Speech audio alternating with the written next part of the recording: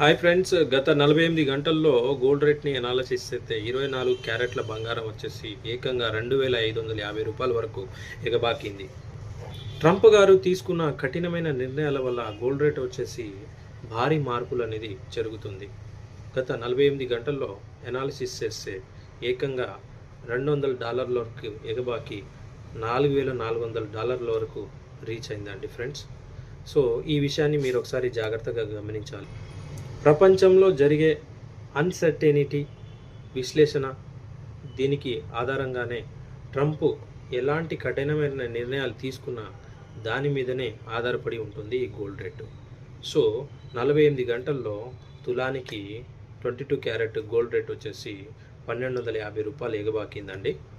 అంటే దీనికి ఆధారంగా గోల్డ్ రేట్ అనేది పెరుగుతుంది కానీ తగ్గే అవకాశాలు అనేది కనిపించడం లేదు.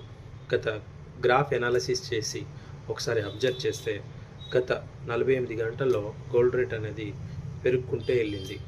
ఇక సిల్వర్ విషయానికి వస్తే సిల్వర్ వచ్చేసి చాలామంది నాకు అడిగే క్వశ్చన్ ఏంటంటే, సార్ సిల్వర్ కాస్ట్ ₹1,00,000 కేజీకి వస్తుందా, మేము ఇన్వెస్ట్ ఇన్న వేలు పెట్టాం కదా అంటే, సిల్వర్ 1 lakh వచ్చే ఛాన్స్ లేదండి. సిల్వర్ యొక్క డిమాండ్ ప్రజెంట్ ట్రెండింగ్ ప్రకారం చాలా హైలో ఉంది. ఎందుకంటే ముఖ్యంగా అంతకుముందు సిల్వర్ అనేది ఆర్నమెంట్ రూపంలోనే తీసుకునేవాళ్ళు.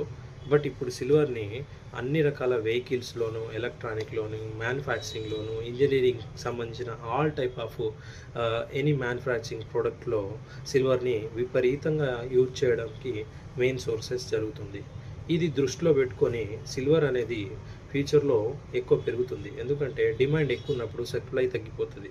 బట్ సప్లై వచ్చినప్పుడు ఆటోమేటిక్గా సిల్వర్ కూడా డిమాండ్ తగ్గిపోద్ది కదా అంటే తగ్గదు. ఎందుకంటే ప్రజెంట్ ట్రెండింగ్ ప్రకారం ఏదైనా సరే త్రూ సిల్వర్ ద్వారానే అన్ని రకాల మనకు వాటర్ ఎంత సోర్స్ ఇంపార్టెంటో అలాగే ఇంజనీరింగ్ లైక్ మ్యానుఫ్యాక్చరింగ్ ఫ్యాక్టరీస్కి సిల్వర్ అంత మ్యాండేటరీగా ఇప్పుడు సిచ్యువేషన్ మారిపోయింది.